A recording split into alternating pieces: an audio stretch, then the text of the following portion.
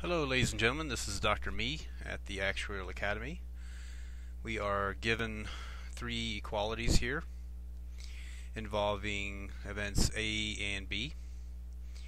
And so these equations represent different relationships between A and B. So for example, here we have the probability of A union B complement is equal to 4 times the probability of A intersect B.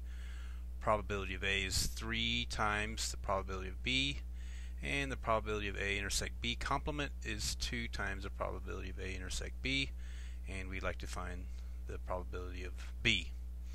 So generally there are hints within the problem statement, and we're going to investigate that and how to try to find those hints. There are essentially three formulas that we're going to use to solve this problem. Okay, fact one, you should always know. Probability of A union B is the sum of the probabilities of A and B minus the probability of their intersection. We also have another fact here. This is an identity that you should have tucked away in your back pocket. You can represent an event A with an expression involving both A and B. And so here, A intersect B complement union with A intersect B is A. So this gives us a way to express A involving B and A, because you'll notice here we need to somehow isolate B. So this is going to be a little trick that we're going to use.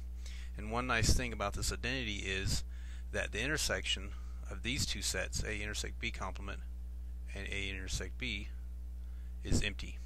That's actually a good property to have. So this very cleanly represents A in terms of A and B. And lastly, probability of the complement of an event is 1 minus the probability of the event.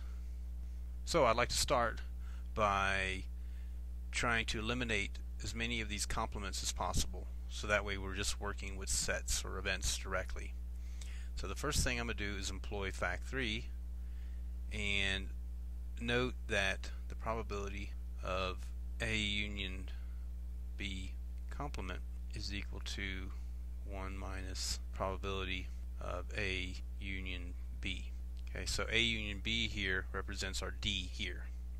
So we have A union B all complemented, so that's equal to 1 minus probability of A union B. We can immediately make the statement then that this is equal to 4 times the probability of A and B, and that's directly from the first identity here. Okay, we just rewrote it like this. Now I'm going to use fact 1, and let's just reproduce it for completeness. And we're going to actually start from this formula here and see if we can isolate probability of B. So it's really just a puzzle to where you try to juggle things and use all the facts that you have. If you're not using one of the facts, then you're not going to arrive at the answer. So there's a reason why they gave you all three. And here, what we're going to do is subtract 1 from both sides, because I want it to look like this. Okay, and then eventually we'll substitute in this. So this is just 1 minus the probability of A union B, which is equal to 1 minus this entire quantity. So we need to distribute the negative throughout, and then we have this result here. And then for 1 minus the probability of A union B, we have that right here. I'm going to substitute 4 times the probability of A intersect B. So this is equal to 4 times the probability of A intersect B, which is equal to, okay, I want to get rid of some of these variables, so to speak, and I'm going to get rid of the probability of A and substitute in 3 times the probability of B. And at the same time, I'm going to subtract off this probability of B here, or actually let's not do that yet. And then we still have this term here, and let's just simplify that. Then we're left with 3 times the probability of B minus probability of B and probability of A intersect B. Move it over here, we're just left with 3 times probability of A intersect B is equal to 1 minus 4 times probability of B. Thus far we've used this piece and this piece, but we really haven't used this piece yet. So this is where my fact 2 comes into play. And again, this is a very useful trick to be able to produce on demand, is again to rewrite A in this form here. So in doing so, let me just do a line here and do a little scratch work.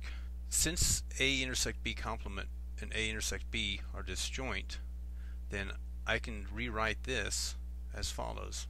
The probability of A intersect B complement plus the probability of A intersect B is actually equal to the probability of A.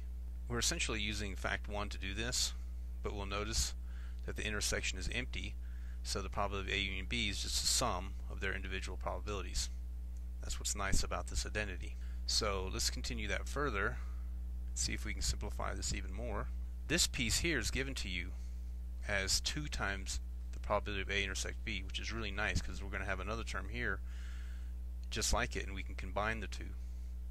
So this is then equal to 2 times probability of A intersect B, because again that was given to us, plus the probability of A intersect B. This is still probability of A, and this just ends up being 3 times, of course, probability of A intersect B is equal to the probability of A. So this is really good because here we have 3 times the probability of A intersect B equaling 1 minus 4 times the probability of B, and here we have the same quantity equaling probability of A. So using this fact here and this fact here, we know that probability of A is equal to 1 minus 4 times the probability of B. But we know what the probability of A is. That's 3 times the probability of B, because that was given to us right here. We are at our home stretch now, because now we have one equation and one unknown, probability of B. Therefore, you can solve this immediately. Probability of B then is equal to 1/7. And that's the answer. Thank you.